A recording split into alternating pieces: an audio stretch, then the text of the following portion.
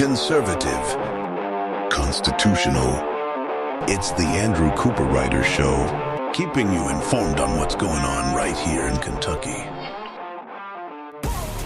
And welcome, everybody, to another amazing day right here on the Andrew Cooperrider Show. Amazing week for you here today. The legislative session, at least the most important part, is over. They're right now in the veto period. That is the 2 weeks where they allow the governor to kind of process through the bills that they've passed. And then if he vetoes any, they have 2 days at the end of session where they can overcome his vetoes. Now, new bills still pass in those 2 days veto override days, but those bills that pass there are probably going to be your worst bills because those are the ones that they're not worried about Beshear disagreeing with. And some good bills pass, some bad bills pass. Next week we'll kind of talk a little bit about what they've passed in the first session period of time, but we'll probably wait till after the veto period's over, the session is officially over, to go ahead and actually dig into what they did that was good. A lot of good things this session and a lot of bad things this session, but we will touch on some of the legislative session today as we talk about some last-minute bills, a vote specifically that failed, the reason why it failed, on an important issue. Also, we'll be digging into a teacher in Russell County hands out a Christian assignment in an elementary school, and the media shows its bias on the issue. So we'll dig into a little bit about that issue, but then also, what do I mean by that media bias on this issue compared to maybe some other problems that we've had?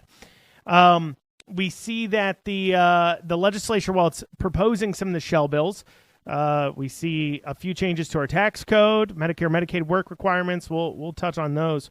Also, we will discuss about how this legislature seems to be targeting small businesses specifically over the past several years while giving big handouts to big businesses.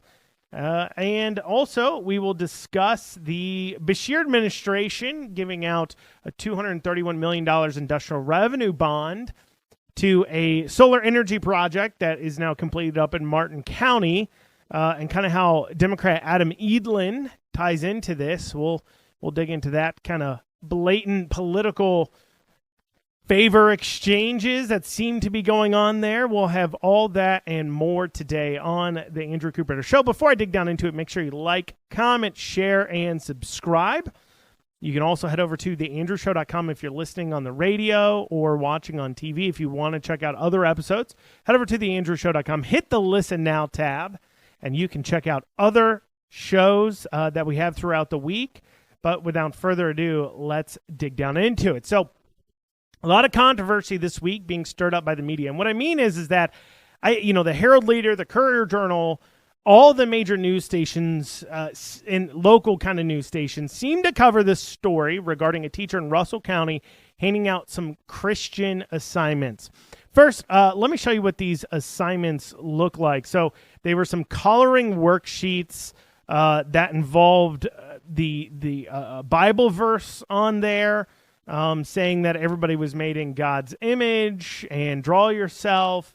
And then another one of the assignments here talking about Jesus is King. And so she handed that out to the kids in the class to complete his work, and there's been a lawsuit filed against it. Now, the school district, for its part, says they've already dealt with the issue. However, a foundation of freedom from religion, not freedom of religion, but freedom from religion, has filed a lawsuit on it, and the media, like I said, they've covered this wall to wall, it seems like. I don't know how many media alerts I got on this story. Now, to the actual issue itself, should the teacher have done this? Probably not.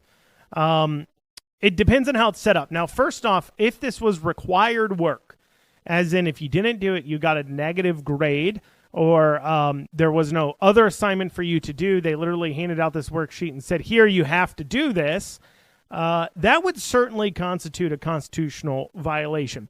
You cannot, as the government, require anybody to partake in a religious practice or practice kind of any part of something that may fly in the face of their own religion. So in the same way that we can say the pledge, and there's an opportunity to say that in many schools, kids can opt out of it. They can sit down. They don't have to say one nation under God.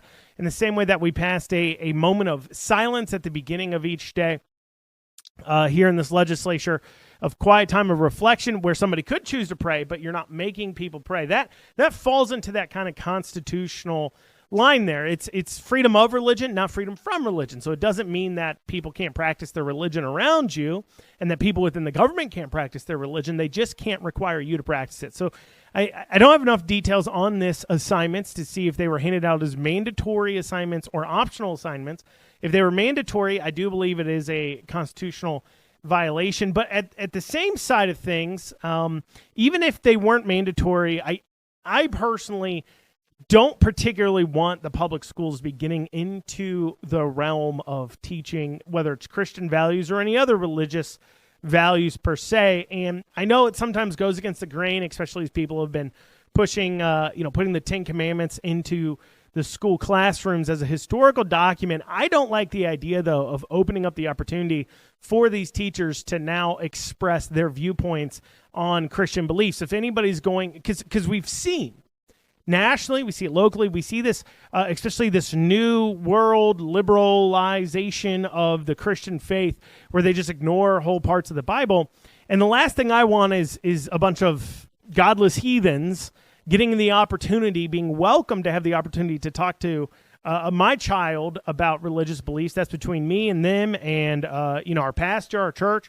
That is for us to deal with. I don't want your view of it. And when people try to say, well, look, Andrew, that's a little bit different of a situation just because, what do you mean you don't want teachers talking about that? Just remember, and this is an example I always use, is that Obama was a constitutional law professor, but he's the last person I'd want teaching the Constitution to anybody. And so that kind of gives a perfect example that when it comes to these topics, it certainly comes down to a lot of a person's opinion. So if it's required, I think that it's definitely unconstitutional. If, however, it wasn't required, I'm still not super in favor of this because obviously, too, you're opening up the opportunity that if somebody has a non-Christian belief, such as Muslim faith or something, they hand out worksheets with the Quran in it talking about Allah. And, do you want that for your kids? If you're allowed to do it for the Christian faith, you'd have to be able to do it for that. So understand that. However, with the media bias I'm seeing here on this coverage of this story, that is perturbing to me, that I do take issue with, deals with their lack of coverage on issues when it deals with the leftist religion. And I know that some people don't want to deal with the fact that the anti-Christian beliefs of the left that they push in the schools, I'm talking about the gender theories, the pride flags, the pronouns, the transing of the kids, the homosexuality talks, and those kinds of discussions going on within the schools. They don't, though that is a religion.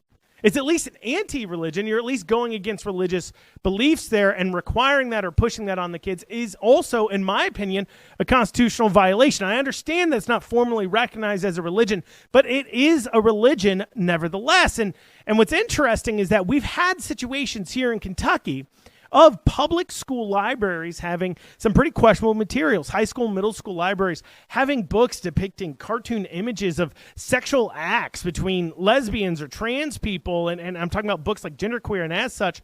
And the media here in Kentucky refused to cover that until it was about Republicans pouncing, when Republicans, seeing that our tax dollars are being spent on this and seeing that that parents saying, hey, look, this stuff needs to be taken out of the school. You cannot give unfair to access to essentially pornography to children and expect us to be okay with it.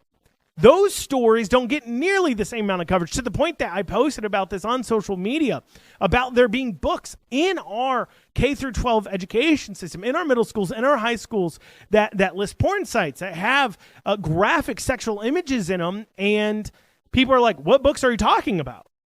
And I had to tell them, these are the books I'm talking about. They knew exactly what story I was talking about when it came to the Russell County situation, but they had no idea that these books were in the schools. And I think that shows a media bias. Well, coming up after this, we'll dig into Adam Edlin, former state auditor, former chief of staff to Steve Beshear. Possible dealings going on here that I think we should definitely dig into. We'll have that after this short break. And you're back here on the Andrew Cooperrider Show. So Adam Edlin he's a Democrat, former state auditor. He was also the former chief of staff to Steve Beshear, not Andy Beshear, current governor, but his daddy, Steve Beshear. And,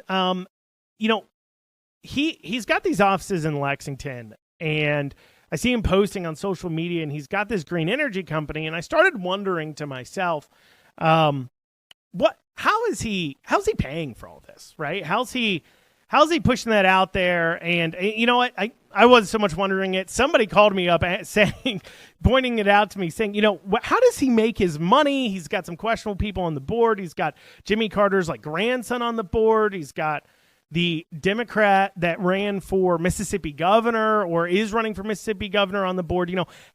Why does he have these people, and what exactly is he up to? So I started doing a little digging, at least when it comes to Kentucky, because if you're going to be paying this guy, you would expect it has to do with his connections to Kentucky. And so his green energy company doesn't actually produce green energy. As far as I can tell, they don't themselves install any kind of solar panels. Instead, they are kind of like an intermediary go-between making solar deals happen. I'm like, man, he's got some swanky offices. He's worked in public life there as the auditor, and then he's a younger, not super young, but he's youngish guy, and chief of staff to Steve Beshear.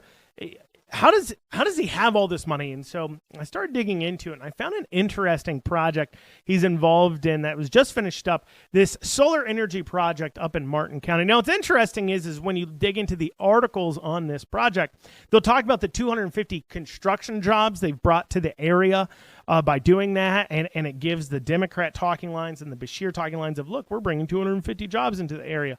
Well, those are construction jobs. Chances are they're probably out-of-staters coming in to work it. If you have a construction company building in an area, and anybody from the construction industry knows this, a lot of times, they just have traveling construction workers that work for them doing projects all over the country versus having to hire locally in that area. But perhaps they did hire some locally. But then after the fact, they admit also on the company's websites and in the articles that the actual jobs created, though, by this solar farm is 11 jobs, with 8 of them being in Kentucky, which is a low amount of jobs considering the size of the investment, quote unquote, that they made here, $231 million. So you wonder, how does Adam Edlin fit into this? Well, it deals with how do you make these this millions of dollars investments, hundreds of millions of dollar investment. How do you make the returns on that tax-free? And it deals with something called industrial revenue bonds. So what happens is Shell, through their subsidiary called Savion, which they purchased in 2021, shortly after, it seems they hired Democrat Adam Edlin here in Kentucky. And then after they've hired him, the Beshear administration then issues a $231 million worth of what's called an industrial revenue bond. Now, these bonds are normally set aside for situations where a project will bring a lot of good to the community, good to the state at this level, but at the same hand, the immediate benefits of that project will be into private hands. So basically, okay, I'm building a big factory. It's going to create lots of jobs in the area, so that's good for the community, but I'm going to make a profit off of this. And so rather than just doing handouts, they'll do something called industrial revenue bonds. And this is a way of offering your investors a tax-free return on their investment. So the government isn't guaranteeing these bond revenues, but essentially you can sell the bonds, and then you pay the interest on these bonds is paid through the revenues you make off of the project as the private entity. Now, the benefit of laundering this investment through the government is the returns are now tax-free compared to other investments. If you're just to invest $231 million into this project and then you're getting a return on the investment, you'd have to pay taxes on that as income. However, if it's done through an industrial revenue bond through the state government, it now becomes tax-free. Now, tax-free returns on $231 million, that's a pretty hefty return that's tax-free. I mean, we're talking about tens upon hundreds of millions of dollars being free from being taxed, how a normal investment would. That's a pretty good vehicle for these companies to use. Now, it's typically that these IRB bonds, these industrial revenue bonds, are set aside for like if you're creating like a lot of jobs or maybe a tourism thing into an area where you think it's going to bring a lot of revenue into the area for the community, it's not normally set aside for a project that's only creating 8 long-term jobs to give out $231 million in these revenue bonds. But regardless, that's what they did for the solar energy project. But then on top of that, the Beshear administration also approved a $600,000 sales tax exemption to go ahead and allow the project to not have to pay $600,000 in sales taxes that they would otherwise have to pay. And so they built this project in Martin County, Kentucky.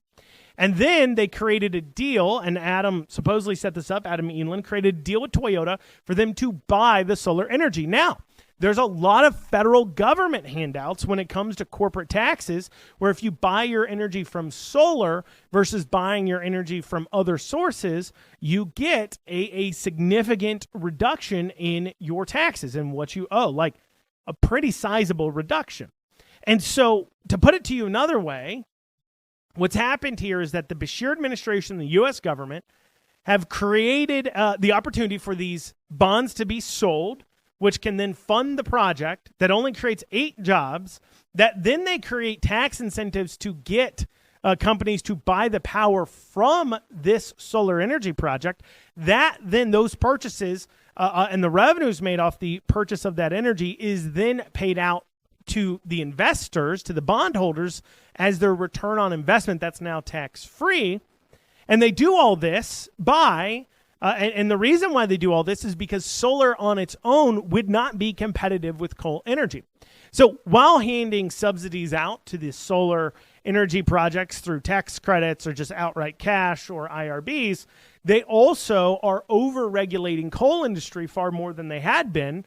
I know obviously with the Trump administration, they're probably dialing a lot of that back, but they're over-regulating that industry to rise the cost of energy created by coal. So now it's actually competitive with the power created by solar energy, which otherwise would be way more expensive than coal power would be, just because of the sheer cost of building and manufacturing the solar panels and energy there. Generation just costs more because of the capital costs there. And so they do all that, and then it destroys the coal industry in Kentucky. So they created 8 jobs, and no matter what you say, the Beshear administration, by offering these IRBs, certainly was a part of that.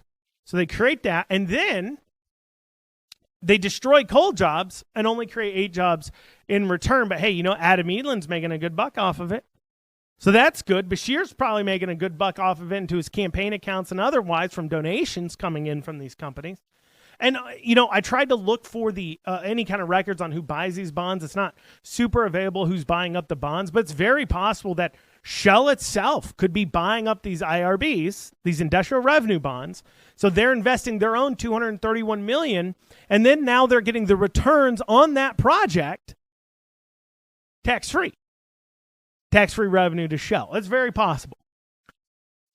Moving on, though, from Shell Oil Company to Shell bills. Now, those of you unaware of how our legislature operates, there's something called a bill cutoff date, where both the House and Senate have a cutoff where you can no longer file any new bills. But every year, leadership will make sure that there's a few Shell bills filed, bills that are pretty innocuous or don't do much, that then they can pull into a committee and move forward with a committee substitute or with a House floor amendment or something or just a floor amendment, not necessarily House, but any kind of committee substitute that then drastically changes what they're actually voting on. So you could put forward a innocuous bill that maybe goes through, let's say, the Senate committee, Senate House, or Senate floor vote, goes over to the House, and then the House puts forward a committee sub that just massively changes this bill, and then it goes to the House floor for a vote, and then the Senate just concurs. And it's a way of kind of moving through pieces of legislation that you're worried, one, about pushback on. That's a big part of it, where you don't want people to be able to dig into it. You don't want there to be a public debate about this much. In some situations, they can say, well, we just realized we need to get this done. But it's another way of trying to revive bills that are otherwise dead. And we had a few situations of shell bills coming up in this last few days of session, some drastic bills that we'll talk about exactly what happened on these shell bills to give you some examples of how these things operate and what it does. And you know what? Some of these bills could be 100% great, and I agree with them, but the process of not allowing the debate or conversation on it is something that's, I think it's a big problem. And while generally I don't agree with the League of Women Voters and some of the other more liberal quote-unquote transparency groups, on this, I do agree with them on that. We should not have this shell bill process. Either we have a filing deadline or we don't. And it seems like the filing deadline for bills is really just for the more conservative anti-establishment members to limit their ability to get things moving, while at the same time then allowing the leadership to use the act of shell bills to move forward legislation that otherwise maybe wouldn't even see the light of day, or they don't want to see a lot of debate on. And I think I just think that is it's just not very transparent, and it creates a lot of issues. And so we have, I think, 4 examples we'll be looking at there, but then we'll also compare and contrast that to another vote that took place that kind of flies in the face of some of this. And then we'll also be discussing how I just feel like this legislature over this session, past 2 sessions, have really been targeting small businesses here in Kentucky. You won't always agree with what all these businesses, necessarily the industry they're in, but as somebody who's had the government target them, taking away their business, I'm a little sensitive to the idea that you're going to invest your time, your money, your time away from your kids, and then just have your business ripped away from you because the government says so. That certainly is a problem. Well, y'all, we'll be back here in a few short minutes. And welcome back, everybody, to the Andrew Cooperrider Show. Before the break, I was talking about shell bills and kind of how they moved fast and furious this past week. And I think a great example of a shell bill, they'd call it a Christmas tree bill, but let me describe it to you and let me know if you think it's a shell bill. So Jason Nemes filed a committee substitute on House Bill 775 on 3/11, and it turned a 4-page bill that dealt with development areas into a 147-page bill that changed how we reduce our income tax. Let's pause there for a second. So to explain what the bill did there. So prior to this, the legislature had passed a framework for how they would go ahead and lower our income tax, replacing it with revenues coming from our sales tax. And so they expanded out the sales tax categories, and then they set up this framework that said, when we have a surplus that exceeds what a 0.5% cut to income tax would drop in our coffers. So basically, we're spending $70 billion, and if a 0.5% income tax break would take away $5 billion in revenue, then we have to have a surplus of $5 billion over that 70. So in taxes, we would have had to have brought in $75 billion, not just $70 billion. That's just like easy math. It's not that much. Well, the budget's that much, but not the income levels there to get 0.5%. But the point is that what this set up in this bill would be that now it would be able to be at 0.1% or higher percentage rates increments versus 0.5% only. So it's you either can do 0.5% or you can't do it at all. That was the old framework. The new framework would say that if, going back to the example, if instead of hitting the $5 billion over, we only hit $1 billion over, well, we could go ahead and drop it a 0.1 percentage point because that's how much excess surplus revenue we brought in than we were expecting. So it's a way of basically taking down the income tax more incrementally and trying to every year have the ability to say we got it down. And I think it's because, a few years ago, they didn't hit it because the legislature spent too much money. And they were getting some flack for that. And they were like, why didn't you lower the income tax like you promised? And so now they have the opportunity to be able to almost every year say that they've dropped at something as long as they don't spend too much. But, let's not forget, though, that legislatures, as they pass these kinds of bills, it's great that they're passing this framework for them to broadcast what their plan is, I guess. I don't necessarily agree with their framework because it doesn't require them to reduce their spending. The state's able to continue spending more and more and more, and they have ever since they set up this framework. So instead of, they're trying to replace the revenue versus reduce what they're spending. But anyways, putting that to the side. The legislature doesn't have to follow the law when making laws. They make laws.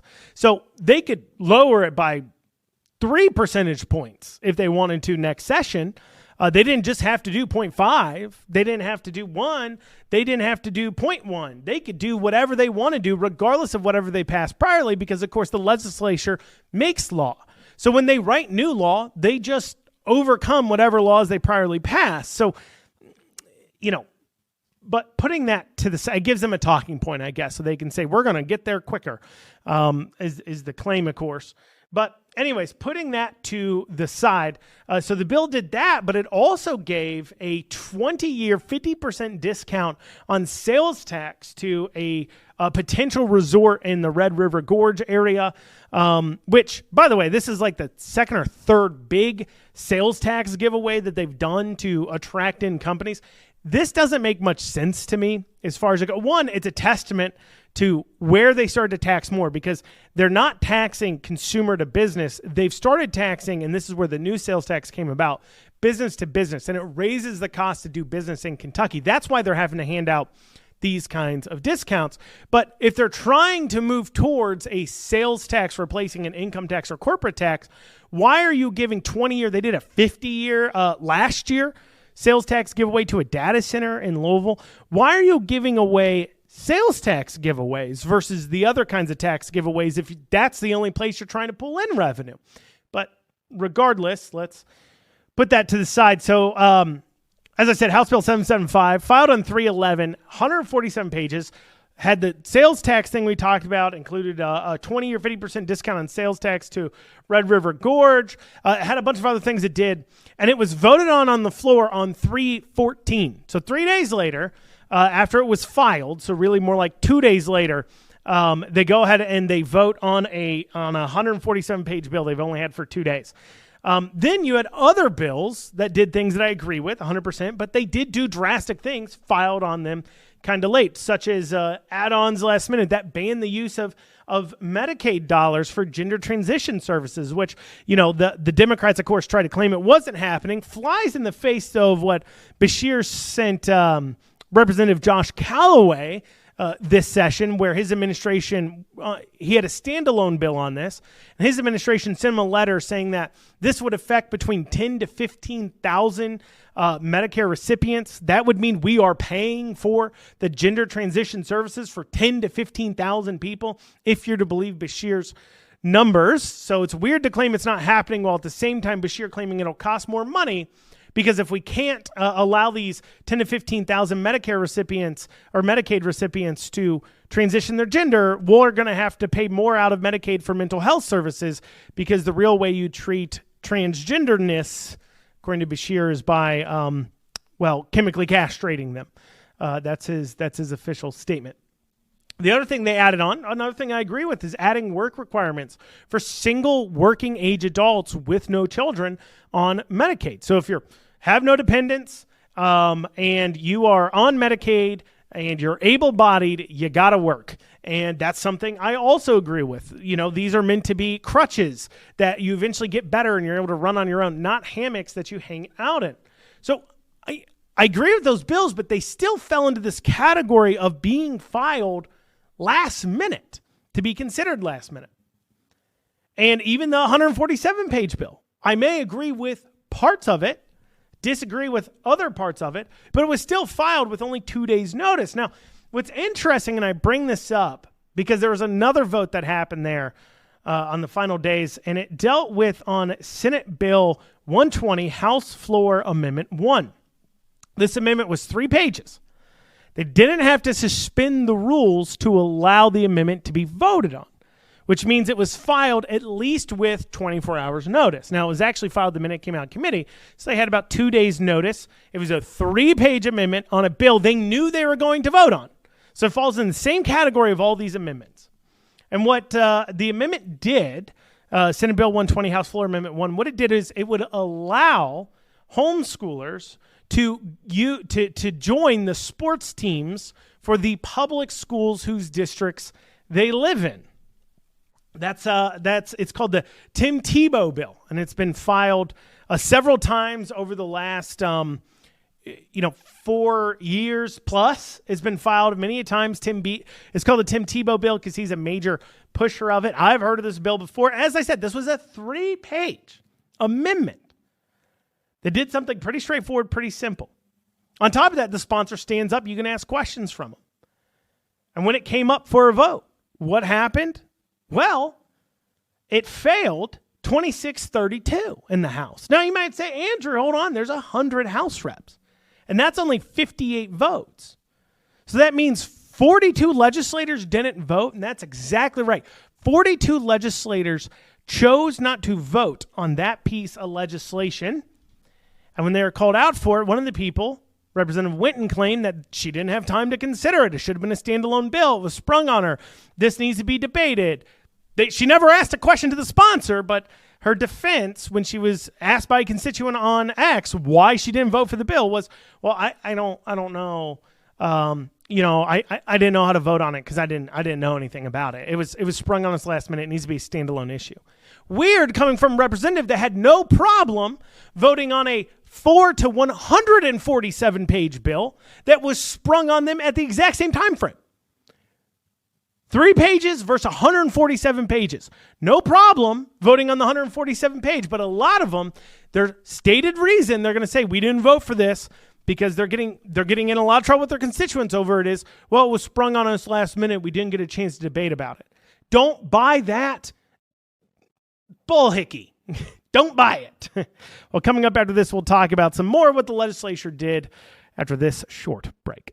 And you're back here on this final segment of the Andrew Cooperrider Show. Now, I want to take a second here just to kind of discuss overall as we're nearing the end of our legislative session here in Kentucky, how our legislature has been behaving towards small businesses here in Kentucky over the past several years compared to big businesses here in Kentucky. So if you're a big business or a big industry, you get handouts. I mean, we've saw them give over $500 million, over 500 or almost $500 million to the Ford battery plant. We've seen them give out, $100 million plus handouts to electric vehicle battery plants other than the Ford one, various handouts and tax breaks to other large corporations. We last session saw them hand out a 50-year sales tax exemption to a data center to be built in Louisville. They handed out just this past few days a 50% sales tax exemption for the next 20 years for a resort in Kentucky. In fact, recently they passed Senate Bill 1, which will go to the governor. Will he veto it? He'll probably pass it because, of course, he'd love that kind of thing, which is creates the Kentucky Film Office that now will be in charge of handing out tens of millions of more dollars than the other $75 million we're already giving to the film industry in order to, quote unquote, attract in the film industry into Kentucky. Not only tactfully does that not make very much sense because obviously you're importing liberals, but as I've stated, for the state of Kentucky's economy, I mean, you're talking about when film shoots come in, temporary jobs. We don't really have it here. I was talking with somebody on Twitter. They said, look, we have enough staff to do 2 to 3 feature films in Kentucky ourselves. So we do have the staff, but we're already doing $300 million in projects a year. So you would think that staff is exactly the amount that we have now-ish. And if we're trying to bring in more movies than what we're doing now, which would be the stated purpose of this, well, we'd need more people. Those people have to come in from out of state. So we're handing out tens of millions of dollars, creating this Kentucky Film Office to basically, on the best case scenario, have Hollywood come into Kentucky, bringing out-of-staters into work. Worst case scenario, maybe it does take off, and now we're getting Hollywood voters in Kentucky, and of course, it liberalizes Kentucky, something that the Republicans haven't thought through, I guess, from a political, tactful standpoint. And then you also have just the carve-outs of industries, etc. at the behest of large corporations targeting now small businesses. Last session, we had, of course, the vape bill that, you don't vape, maybe. I don't vape. I don't own a vapor shop. I don't think I've ever been in one.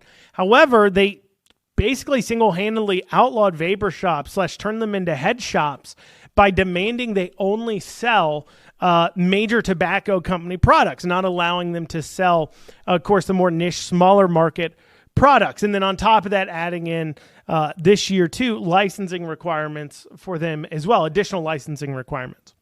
Then you have years before that, the gray machines bill. Now, you can be against gambling, and that's, if you're going to have that consistent view, then you should be against sports betting, you should be against HHR.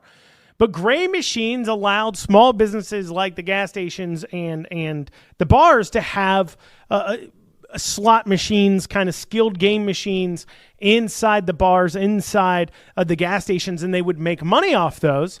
And it would do well for these small businesses, but that was cutting into the profits of course, the horse track casinos.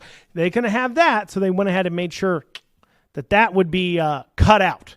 They didn't want that taken care of. So in the same year that they legalized sports betting, the ability to literally gamble on your phone at home, sitting on your tuchus, they then outlaw your ability to go around the corner and gamble on a skilled game machine in a bar because, well,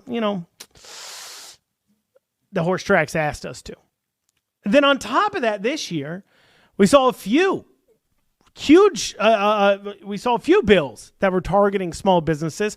One of them we were able to stop dealing with, the CWD bill that was targeting hunting leases, that was targeting deer farms, that was targeting the entire tourism industry that benefits small mom and pop operations, campgrounds, and everything else surrounding our deer hunting industry in Kentucky.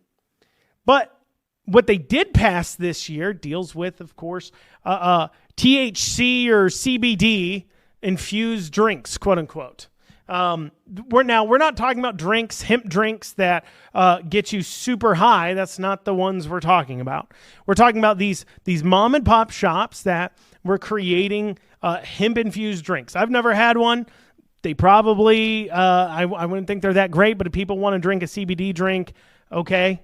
It's not like they're getting you high or drunk the same way alcohol would. However, what they decided to go ahead and do was to hand that off to ABC. So now you have businesses that were maybe manufacturing these that will be no longer able to do so because they need a special licensing to be able to do that. If you're in a dry county, you can no longer sell it because you need an actual liquor license now, like you would if you're selling beer or alcohol. If you're in a county or city where the quota, they have a certain amount of liquor licenses they want to hand out, and if now they're at quota already, you now could be shut down.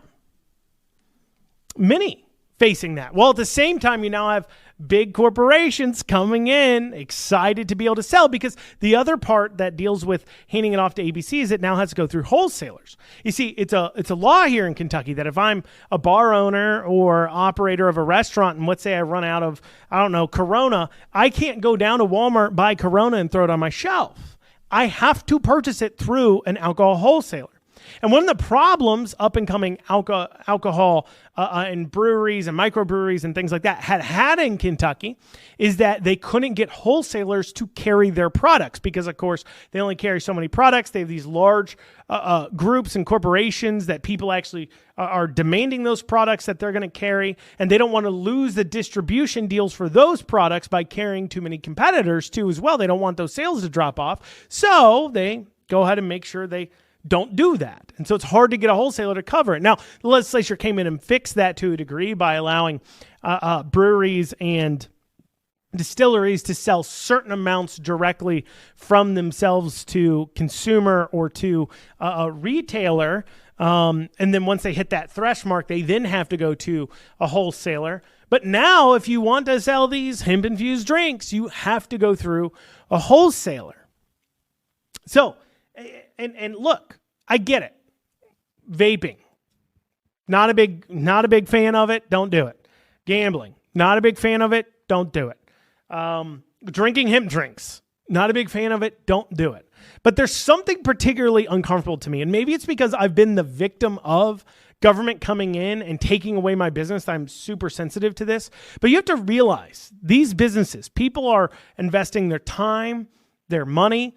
When it goes to the CWD bill where they're going after deer farms, I'm not a high fence hunter. I don't earn money off of, it did affect me because I'm an urban living hunter that then hunts on that travels sometimes hours within Kentucky to be able to hunt modern gun deer. And that would have greatly limited the amount of areas I could go to while still processing my own meat. But I'm not a high fence hunter. I don't hunt deer farms. I don't have leases and I don't hunt leases. However, there are people who've built up businesses around this. They've invested their time, their money. And as a business owner, as somebody who's built businesses, I understand you're giving up time with your family, with your kids, with your money, your opportunity costs, vacations, all these things in order to hopefully build a better life for yourself. And I'm particularly sensitive to the idea that the government can just come in and take that away from you. But I'm particularly offended when we're doing that to small business owners while then turning around and giving all these handouts to large corporations. It is a pay to play here in Kentucky, and it's disgusting. And this is coming from Republicans that are passing these laws that are targeting these small businesses at the behest of large corporations. This isn't coming from the Democrats. These are the working man and woman, blue-collar owners. These aren't rich people. And you're literally taking away their livelihoods and demolishing their sacrifices for what? Because your corporate donors have asked you politely to do so? Can you just stop for a second and think about how you would feel if you're this business owner and you're getting your entire livelihoods ripped away from you? And they couldn't care less.